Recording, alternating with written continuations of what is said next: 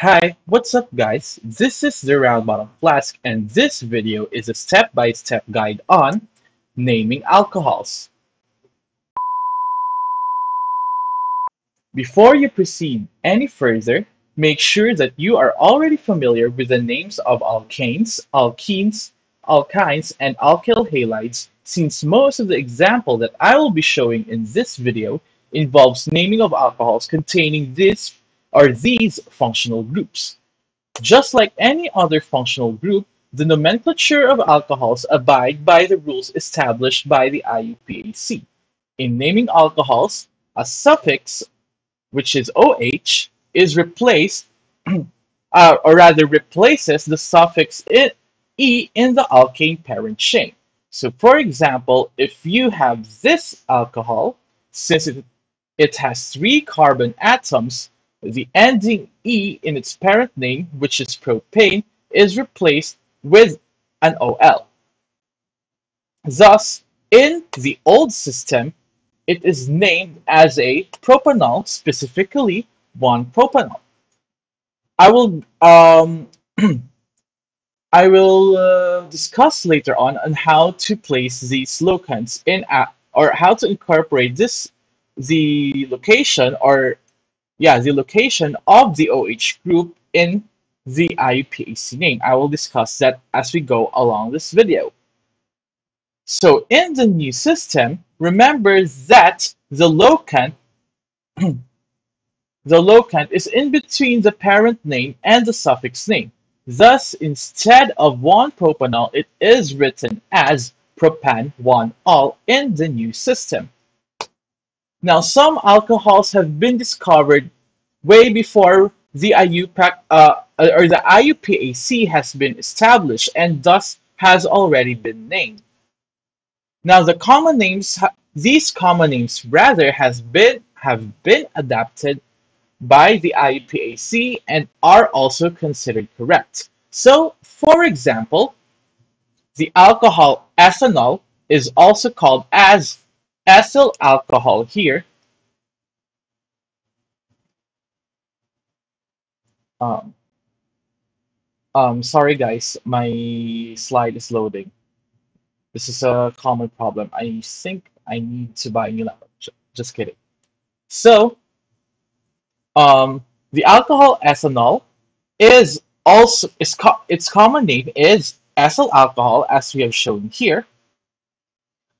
Isopropyl alcohol, which is the common name for 2-propanol, and lastly we have 2-methyl-2-propanol, which is also which is also commonly known as tert-butyl alcohol. So, if, for example, an alcohol contains a CC double bond or a CC triple bond, remember that alcohols are higher in the order of priority than alkenes or than other hydrocarbons in general in the IUPAC nomenclature. So, comparing alcohols with hydrocarbons in the order of priority established by IUPAC, alcohols will obviously have a higher priority than than hydrocarbons such as alkenes, alkynes, and alkanes. So this illustration shows here the order of priority and nomenclature. So among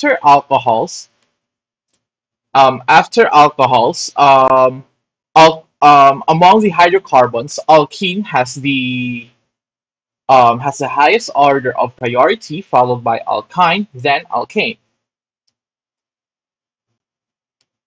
So these functional groups that we see here are what we call as principal groups, since they have a parent name or suffix in the IUPAC system. For example, an alkene, a 4-carbon, a 4-carbon alkene is called a butene, a 4-carbon alkyne is called a butyne, so on and so forth.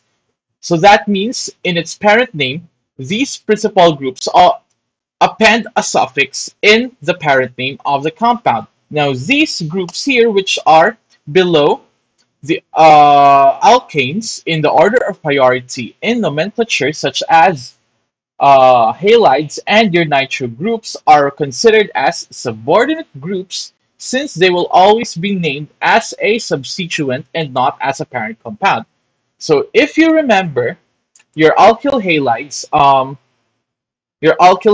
and your nitro compounds are usually named as an alkane or whatever other principal group that is present there. It was never named as a parent compound. So just like naming any other organic compound, the first thing that you need to do is find the longest continuous chain or ring in that contains rather the hydroxyl group or the OH group. So for example, in this compound, this 3-carbon chain contains the OH group. However, we have a much larger 6-membered ring here. However, that still doesn't matter because the 6-membered ring does not contain the OH group, but it's the 3-carbon chain. Therefore, our 3-carbon chain, even though it is smaller than the 6-membered ring, or it has less carbon atoms than the 6-membered ring, it will be our parent chain. So what if we have a compound that contains other principal groups apart from the OH group, such as this compound here? So in this compound, we have 2 possible parent chains. This one here that contains 7 carbon atoms, or the 7-carbon chain, and this carbon chain here that both contains the hydroxyl or the OH group and the CC triple bond. Now, when you encounter alcohols like these, which are what we call as polyfunctional alcohols, I'll just write it down here.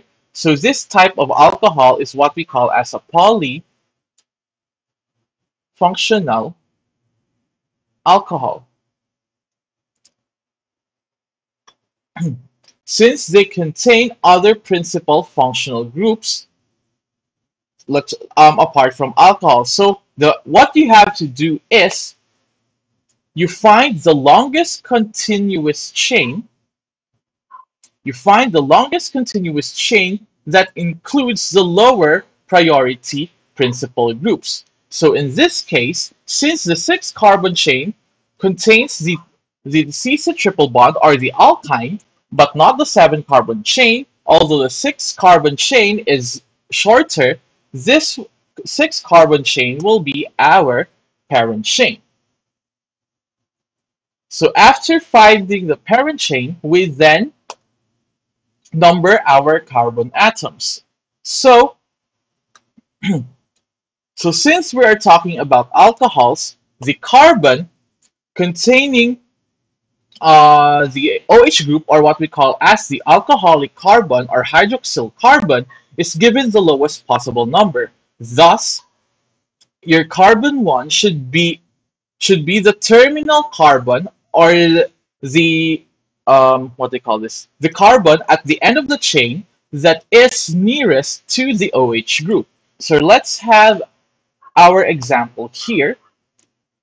Although we have a phenyl substituent here in this terminal carbon, if you notice, it is quite farther away from the OH group. However, this terminal carbon, on the other hand, is nearer to the alcoholic carbon. Therefore, this will be our carbon 1, and we will start numbering in this carbon here.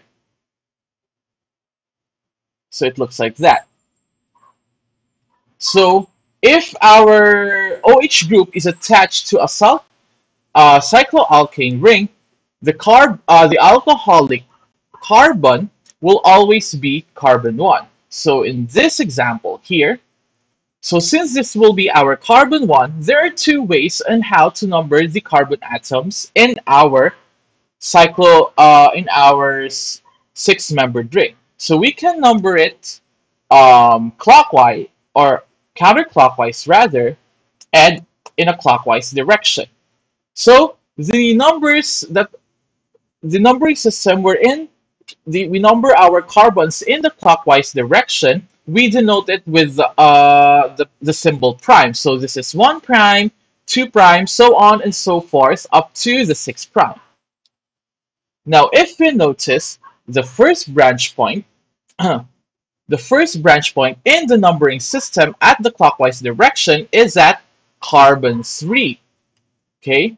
Now, if we look at the numbering system in the counterclockwise direction, the first branch point is also at the number 3 or carbon 3. So since the first branch point is both at the same carbon or at the same position of the carbon atom, or rather the same carbon 3, no, sorry, or or also at carbon 3, but of course different carbon atoms, we will proceed to the next branch point until we find a difference.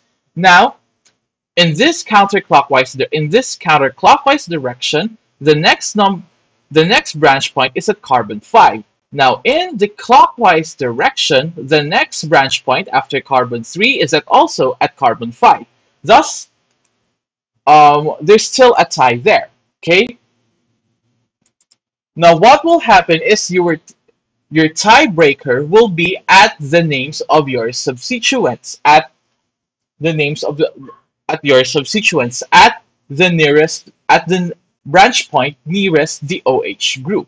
So the substituent whose name comes first alphabetically will be given the lower number. Now this complex substituent here is a 5-bromo 3-methyl 2-heptene 4-yle group. Now the numbering for this substituent here, this carbon 1 here is at this carbon atom here. So this will be our carbon 1, 2, 3, 4, 5. Sorry. So 1, 2, 3, 4, 5, 6, 7. Now, if the opposite side will, or the opposite carbon will be, or the terminal carbon on the opposite side will be our carbon 1 prime. Let's say it's 1 prime, 2 prime, 3 prime, 4 prime, 5 prime, 6 prime, 7 prime. The point of attachment to the parent ring or to the parent compound is still at carbon 4, no matter at which terminal carbon will you start your numbering. However, this will be our terminal carbon. We start numbering at this carbon here. This is because it is nearer to the double bond, which is a higher in priority, which is a principal group in comparison to these other two substituents here in our complex substituent. Therefore, this will be the numbering that is adapted by your complex substituent. Next is, obviously, this substituent here is our methyl group. Now, since the B comes first, then M alphabetically, so this will have a I don't know if it's the correct term that should be used in this in this case, but for the context of this slide, rather, let's say this is a higher priority group, okay, because it comes alphabetically first. Therefore, this should be given a lower number, since this substituent that precedes alphabetically is nearer to the OH group or to the principal group. Therefore, this will be the numbering system that will be adapted for naming this compound. Next is we identify or name our substituents. So that will include, we identify the position or the locant or the locants of that substituents, and also, if applicable, we identify the configuration of the chirality centers, whether it is an R or an S chirality center. Next is if we have a CC double bond, we also need to indicate or to identify their easy designations. So let's have this compound here, the one that I have shown previously. So we have a substituent here at carbon 3, which is our chloro group. Next, we have a double bond here, an alkene here at carbon 5, and using the can in gold prolog system, it is known to it is identified as an E alkene between carbons 5 and 6. So um, review of our easy designation. So first we divide our double bond lengthwise. Then we assign, we identify which of these substituents at each carbon atom is higher in priority than in accordance to the Can and Gold-Prelog rules. And obviously, this is a higher in priority for this side of the CC double bond, and this is a higher in priority at this side of the CC double bond. Therefore, since the substituents of same priorities are opposite with each other in the CC double bond, therefore the configuration of the double bond is E. If the higher priority substituents are on the same side of the CC double bond, therefore it is identified as uh, a Z alkene. Then lastly, we have here a substituent at carbon 8, which is a phenyl group. Then, after identifying all the substituents, their respective locants, your chirality centers, if you have any chirality centers, then the easy designation of your CC double bonds, if applicable, we write the name of the alcohol rather as a single word. Now, just like in naming other organic compounds, the substituents are written in alphabetical order. Now, for alcohols, or rather, if the alcohol contains a double bond or triple bond, or double bonds and or triple bonds, the OL suffix is attached after the alkene or alkyne name. Now, if it exhibits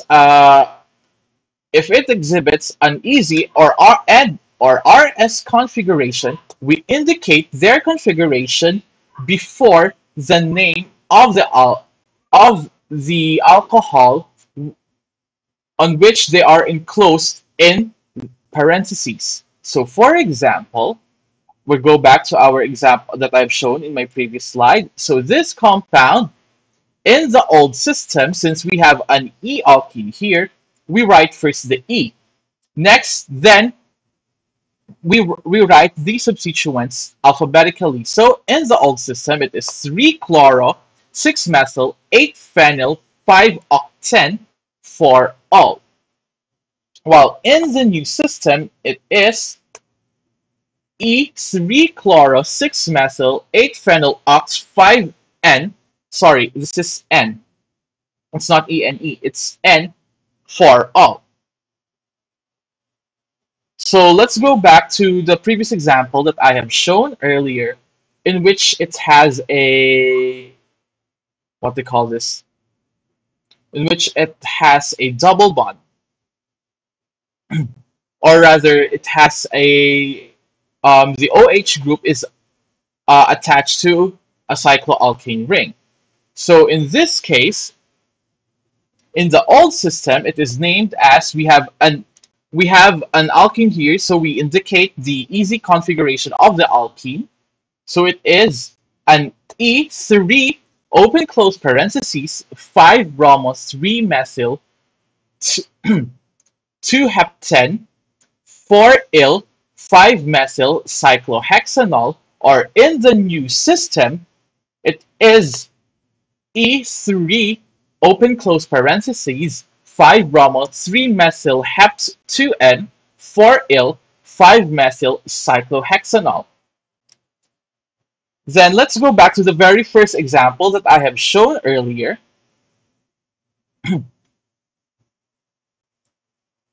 Or rather, to the one of the first examples that I've shown earlier is the one that has a triple bond. So this substituent here, since this is our parent chain, as I have identified here, this one will become our substituent. And this is a complex substituent, specifically a 1-bromopropyl substituent. So therefore, in the old system, it is named as 4,1-bromopropyl 5-hexene, or I don't know how to pronounce this. It's actually, I think it's hexene. 1-ol in the new system. Now remember that, notice that the E and in the "-ine" suffix for alkyne is removed the same way that we do it in the alkene of an anion. So the E in the suffix ene of the alkene is removed, or the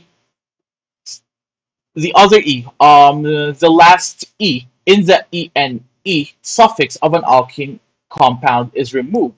In the new system, it is 4,1-bromopropyl hex 5-id 1-ol.